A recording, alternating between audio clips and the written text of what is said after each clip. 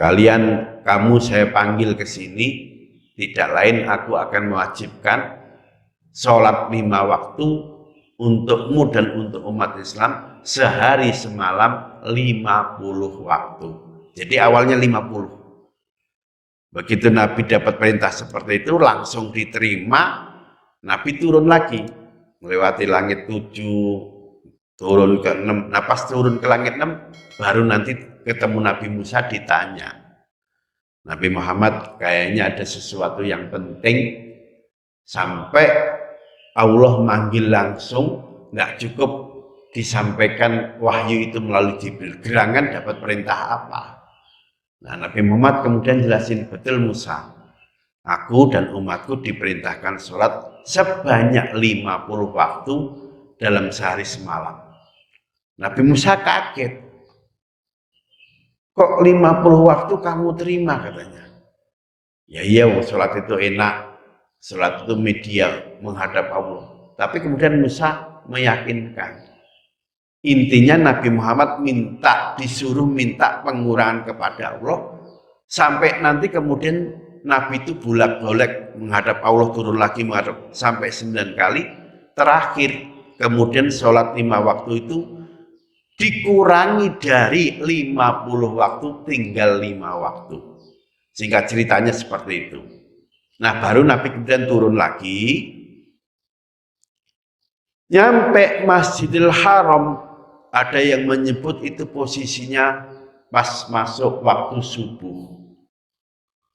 Nah begitu nyampe Masjidil Haram pas waktu subuh, Jibril ikut turun dan kemudian Jibril menjelaskan kepada Nabi tentang waktu-waktu sholat, tata cara sholat dan sebagainya. Karena di waktu subuh Jibril masih ngajari Nabi tentang sholat, maka subuh itu kita belum diwajibkan sholat. Umat Islam, Nabi Muhammad baru diwajibkan sholat itu masuk waktu zuhur. Zuhur, sholat asar, sholat maghrib, sholat isya, sholat subuh yang terakhir dari 5 waktu itu. Jadi seperti itulah ringkasnya peristiwa besar yang terjadi di tanggal 27 Rajab. Nabi Muhammad diisrokan, diperjalankan di waktu malam dari Makkah, Masjidil Haram sampai ke Masjidil Aqsa. Kemudian yang kedua, Nabi Muhammad diperjalankan naik dari Masjidil Aqsa sampai ke Sidratul Muntaha. Naiknya Nabi inilah yang disebut dengan Mi'raj. Sementara jalan Nabi dari Mekah, Masjidil Haram ke Masjidil Aqsa, itulah yang dinamakan Isra. Jadi penjelasannya begitu. Nah, bapak-bapak dan ibu-ibu yang saya hormati, setelah umat Islam diwajibkan sholat 5 waktu, Jibril ngajari Nabi Muhammad, lah nanti Nabi Muhammad yang kemudian ngajari kepada para sahabat. Yang intinya, apa yang diajarkan Nabi tentang sholat, apa yang dipraktekkan Nabi, bagaimana tata cara sholat, itu semuanya nanti dikompilasi ulama masuk ke bidang ilmu yang dinamakan ilmu fikih. Yang kemudian terkait kewajiban sholat ada 3 hal penting, 3 istilah penting. 1 ada syarat, 2 ada rukun, yang ketiga khusyuk.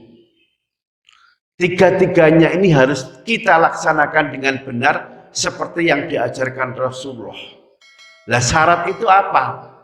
Para ulama fikih mendefinisikan syarat, asyartu huwa ma yatawaqqafu alaihi sihhatus sai' wa kana kharijan minhu.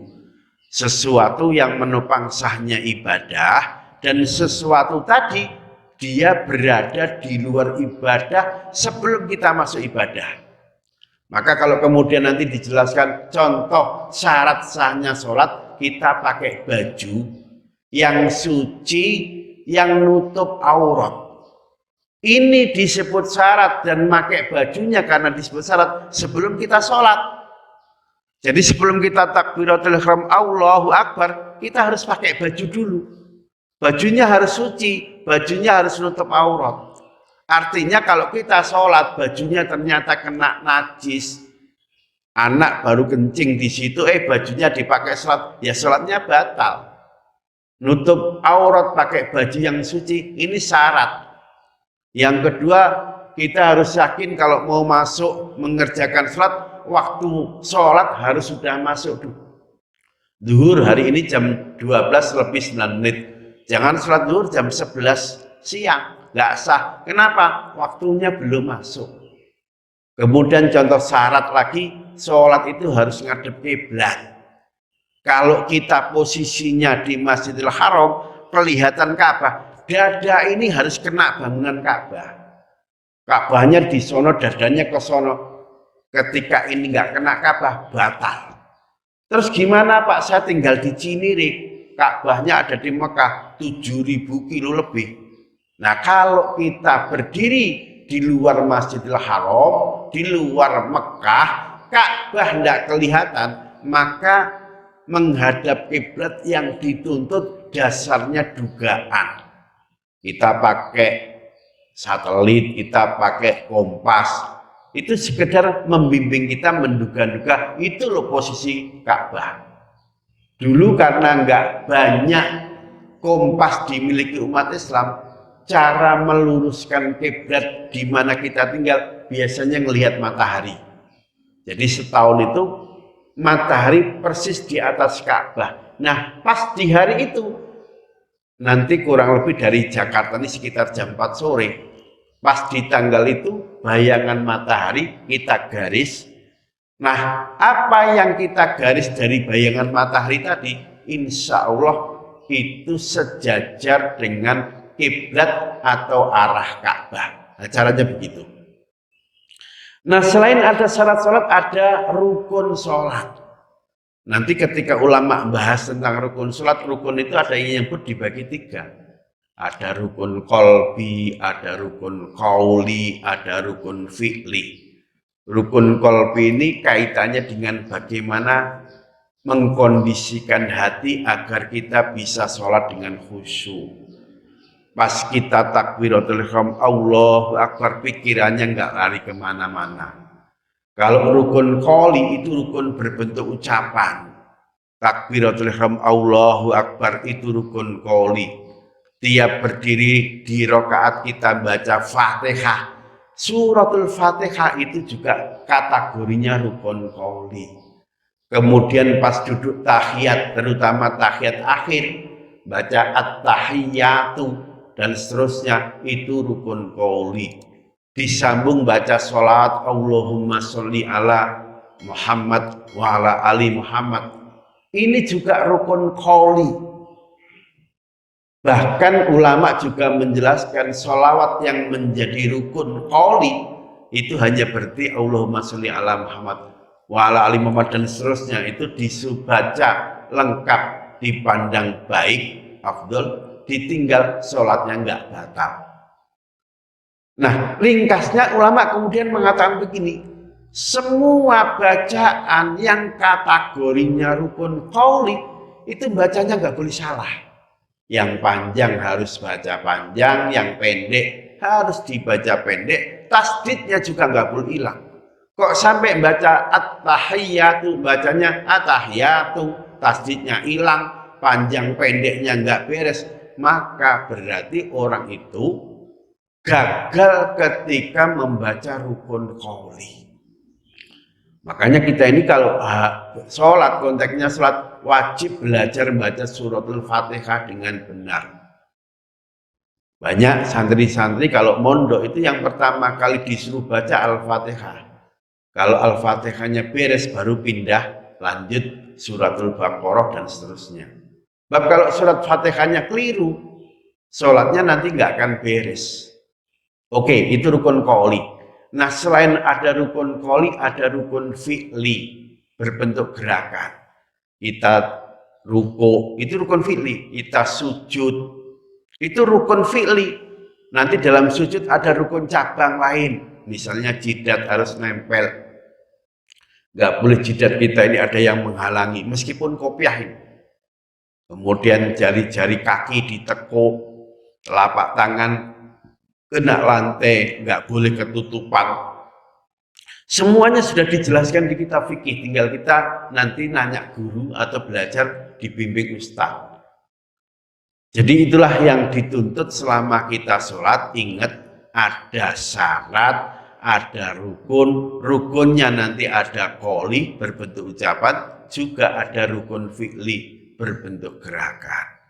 Nah, yang terakhir para ulama mengingatkan, selama kita sholat, karena sholat itu menjadi media kita mi'raj menyatu dengan Allah, maka usahakan selain syaratnya sudah dilakukan, rukun-rukun sholat juga sudah dikerjakan. Jangan lupa masih ada lagi syarat yang ditetapkan para ulama, terutama ulama tasawuf.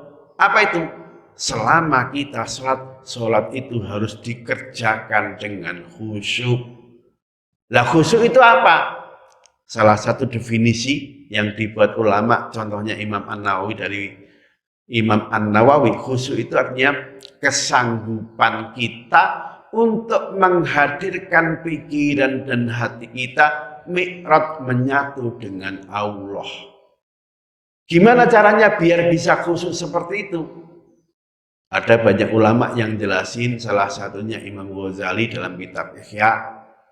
Biar kita bisa khusyuk, caranya diawali seluruh bacaan yang kita baca selama sholat, kita tahu artinya. Baca iya karena abudu wa iya karena stain, hanya kepadamulah ya Allah kami menyembah, dan hanya kepadamulah kami mohon pertolongan. Ketika kita sholat kok seluruh bacaan sholat kita tahu artinya, itu seakan-akan kita sholat di atas rel, on the track, lurus, nggak belak-belok, dan ini menjadi sarana agar setan dan iblis tidak ganggu, tidak goda kita. Bayangkan ketika kita sholat baca doa Rabbi fili warhamni wajibuni, kita nggak tahu artinya, maka itu bisa menjadi celah setan iblis goda kita, sehingga ketika sholat nggak ingat Allah, nggak bisa khusyuk, tapi urusan dunia justru banyak mewarnai pikiran dan otak kita.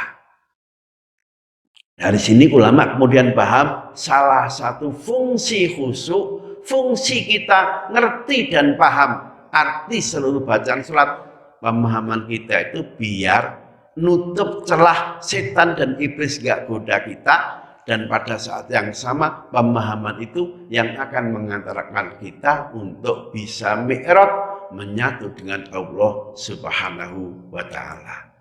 Saya kira ini penjelasannya.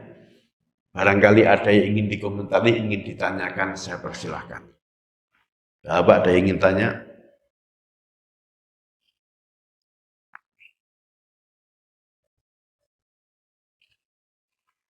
Baik, kalau tidak ada yang nanya, ini bulan Rajab, mungkin sebentar lagi akan banyak undangan untuk menghadiri peringatan Isra Mi'raj. Sebagian dari yang biasa disampaikan dalam peringatan Isra Mi'raj pagi ini sudah saya sampaikan kepada Bapak dan Ibu. Terima kasih. Usikum wa iyaya bitaqullah wa ulul muwaffiq ila aqwamit thariq.